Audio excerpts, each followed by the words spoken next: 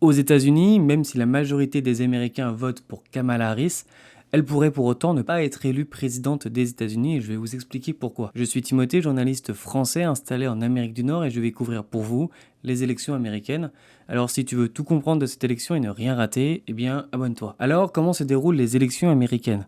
Vous allez voir, c'est loin, très loin d'être simple. Tout d'abord, pour être élu président, il faut au moins avoir 35 ans, être né aux États-Unis et y habiter. La première étape de ces élections, ce sont les primaires. Le but de cette première élection interne au parti politique, eh bien, c'est de désigner le candidat qui représentera le parti lors de l'élection présidentielle. Et lors de cette primaire, eh bien, chaque État va désigner des représentants qui iront à la convention nationale du parti pour voter pour le candidat qu'ils représentent. En 2024, les républicains ont désigné Donald Trump et les démocrates Kamala Harris. Cette convention nationale, c'est la seconde étape de ces élections. La troisième étape, c'est celle de la campagne électorale. Comme en France, les candidats vont à la rencontre des Américains et ils vont dans les médias pour tenter de convaincre le maximum d'électeurs. Mais contrairement à la France, les Américains n'élisent pas directement le président, ils élisent des grands électeurs qui forment le collège électoral. C'est le suffrage universel indirect. Ce sont les grands électeurs qui, eux, vont élire le président des États-Unis. Et il faut savoir que dans la grande majorité des États, le gagnant de l'élection populaire remporte l'ensemble des grands électeurs de cet État. Et peu importe qu'il ait qu'un seul ou 3 millions d'électeurs d'avance par rapport à son adversaire.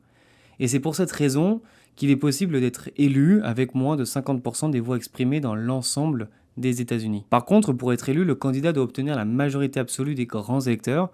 Ils sont au total 538, il faut donc 270 voix pour être élu président des États-Unis. D'ailleurs, selon vous, qui va gagner cette élection, Kamala Harris ou Donald Trump? Aux États-Unis, certains États votent quasiment systématiquement pour le même parti, démocrate ou républicain, alors que d'autres sont indécis et changent leur vote au gré des élections.